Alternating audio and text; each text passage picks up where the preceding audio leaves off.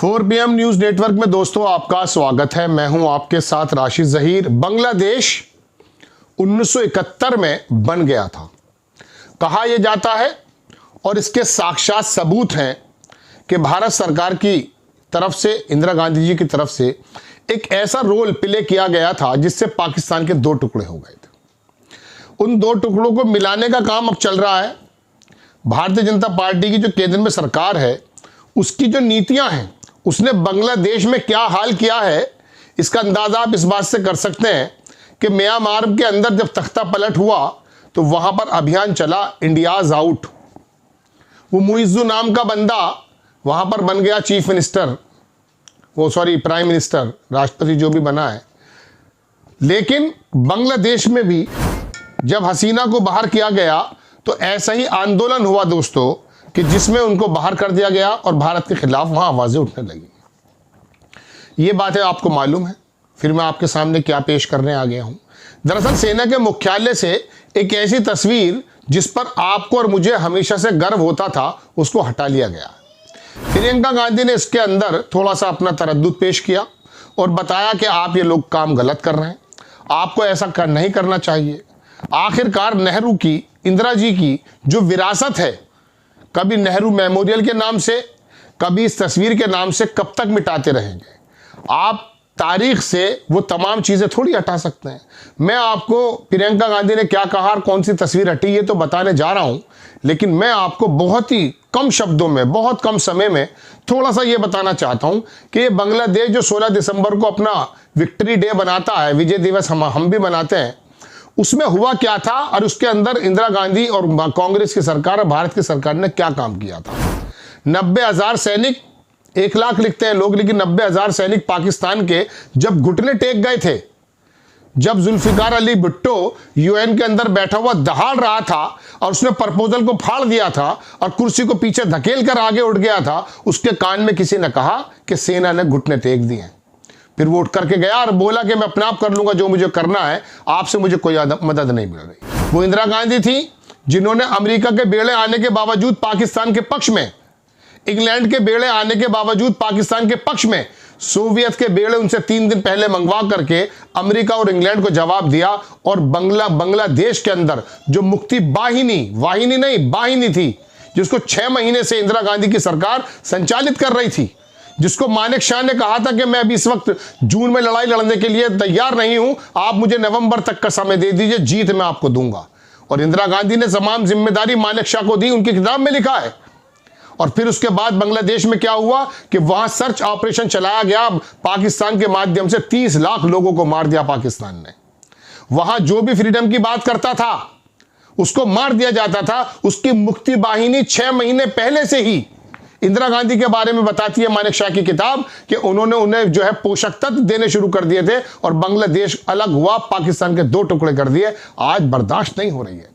इंदिरा गांधी की विजय के पताका लहराने वाली तस्वीरें हो, या नेहरू का मेमोरियल हो, या सेना के, पाकिस्तान के सेना के घुटने टेकने की जो तस्वीरें, उनको हटाया जा रहा है। वजह क्या है अब मैं आपको तस्वीर से बताता हूं, चूंकि मैं आपको तमाम चीजें बता गया हूं। तो दोस्तों देखिए, प्रियंका गांधी ने लोकसभा में किस प्रकार से अपनी बात को कहा वो सुनेंगे आप।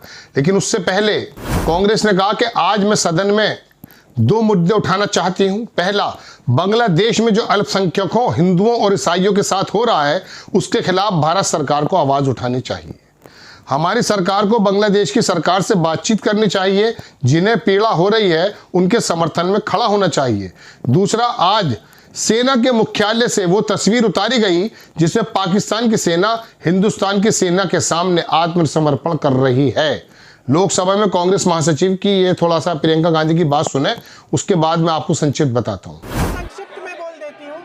पहला मुद्दा ये है कि बांग्लादेश में जो अल्पसंख्यकों के साथ, जो हिंदुओं और ईसाइयों के साथ अत्याचार हो रहा है, उसके खिलाफ इस सरकार को आवाज उठानी चाहिए।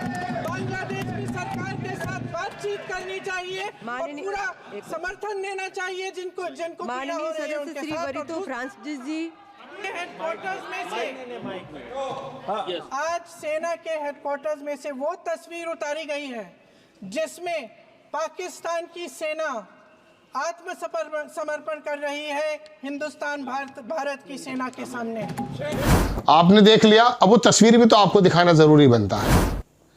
वो कम से कम बता तो दूं, ये तस्वीर है आपकी स्क्रीन पर, जब मेजर अरोड़ा के सामने जनरल नियाजी का आदमी आकर के आत्मसमर्पण कर रहा था और वहां पर आने के बाद कहा कि जुल्फिकार भुट्टो को अमेरिका में होने के बावजूद भी शिकस्त का सामना करना पड़ा था जब वो दुनिया का समर्थन लेने जा रहा था। एक साहब लिखते हैं कि संलग्न चित्र को देखिए, इसमें दक्षिण एशिया के भूगोल बदलने की कथा छिपी है। 1 लाख की पाकिस्तानी सेना भारतीय सेना के समक्ष सरेंडर करने वाले दस्तावेज पर दस्तखत कर रही है। इस चित्र के घटित होने से दुनिया के नक्शे पर बांग्लादेश नामक देश का जन्म हुआ। भारत को विश्व शक्ति में बदलने का जीता जागता दस्तावेज है ये चित्र। अब इस चित्र को नई पीढ़ी तक नहीं पहुंचने से रोकने की कोशिश हो रही है। क्या ये मुमकिन है? ये मुमकिन है कि आप तारीख से उन चीजों को हटा दें। आपके लोग नए नए तरह के झूठ तो गढ़ सकते हैं, लेकिन पुरानी घटनाओं को जो पुराने लोगों ने लिख दी हैं तस्वीरों के माध्यम से नजर आता है। ये तस्वीर लगी हुई है आपकी स्क्रीन पर, देखिए। ये पाकिस्तान के माथे पे वैसा बदनुमा दाग है कि वो जब जब इसको देखता होगा उसका खून खोलता होगा। लेकिन आप हटा दे रहे हैं, चूंकि ये इंदिरा जी के समय हुआ है। आप हटा देंगे नेहरू मेमोरियल का नाम, चूंकि उसमें नेहरू याद आ जाते हैं। आप समझते क्या है? अब इन 10 वर्षों में क्या हुआ है?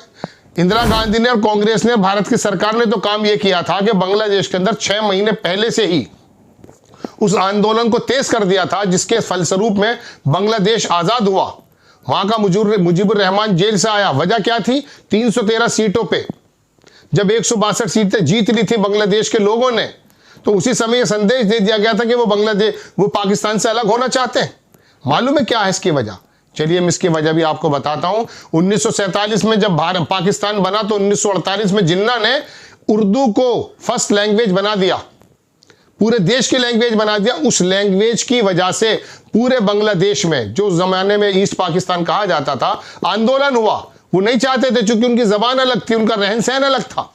लेकिन एक जबान थोपने से बांग्लादेश, उस जमाने के पाकिस्तान में एक ऐसा आंदोलन शुरू हुआ दोस्तों कि वहां पर जो वहां का प्रधानमंत्री थे, वहां की सरकारों के लिए एक परेशानी हो गई। आखिरकार 1954 और 1956 में असम की, बांग्लादेश की बांग्ला लैंग्वेज को सेकंड लैंग्वेज बनाना पड़ा।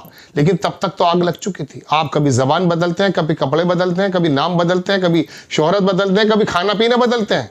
इन 10 वर्षों में यह हुआ कि इंदिरा गांधी ने तो यह किया था पहले कि बांग्लादेश के अंदर 6 महीने पहले मुक्ति बाहिनियों को बराबर सपोर्ट दी जा रही थी। वह 30 लाख लोगों को जो मार डाला था पाकिस्तान की सेना ने, उनको बताया कि आप लोग खड़े हो जाइए, और फिर अपनी सेना को भेजा। 6 महीने तैयारी के बाद मानेक शाह जब पहुंचे और वहां पाकिस्तान के 2 टुकड़े कर दिए। अब हो ये रहा है दोस्तों कि अब वो बांग्लादेश पाकिस्तान के साथ एक सुर बना रहा है। पहली बार जीवन में ऐसा हो रहा है कि पाकिस्तान और बांग्लादेश एक प्लेटफॉर्म पे खड़े हैं। किसकी वजह से? किसकी नीतियों की वजह से? जियोपॉलिटिक्स के बारे में थोड़ा जानने की कोशिश तो करो कि दुनिया में कितना मखौल उड़ाया जाता है हमारा। आप बताते हैं दुनिया के अंदर विश्व गुरु बन गया, चंगा सी है। ऐसा नहीं है। जगह जगह से हमारी जो बाहर की रिपोर्ट्स आती हैं वो हमारे बारे में बताती हैं, लेकिन ये देश का मीडिया आपको नहीं बता रहा है। ये तो ये बता रहा है कि अमित शाह किस प्रकार से राहुल गांधी की मिसेज को बाहर तलाशने की बात कर रहे हैं या करवा रहे हैं।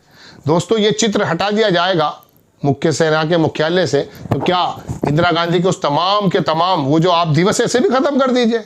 बांग्लादेश में भी कह दीजिए कि आप जो है विक्ट्री डे हटा दीजिए। वो तमाम दुनिया के सामने इंदिरा गांधी ने जिस प्रकार की परफॉर्मेंस, जो मैं शुरुआत में आपको बता चुका कम शब्दों में ही, जल्दबाजी में आप समझ गए होंगे, मैं सिलसिलेवार बताऊंगा, बहुत लंबा इस एपिसोड हो जाएगा।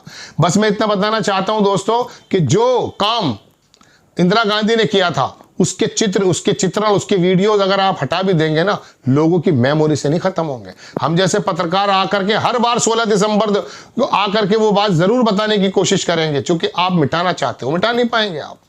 ये चित्र हटाने से क्या हो जाएगा? इंदिरा जी का कद छोटा हो जाएगा? नहीं, प्रियंका गांधी ने यही बात कही है। आपको खबर कैसी लगी अपनी राय कमेंट्स बॉक्स में जरूर दीजिए। चैनल को सब्सक्राइब कीजिए, शेयर कीजिए। नेक्स्ट टाइम मैं किसी खबर के साथ हाजिर होता हूं। जय हिंद।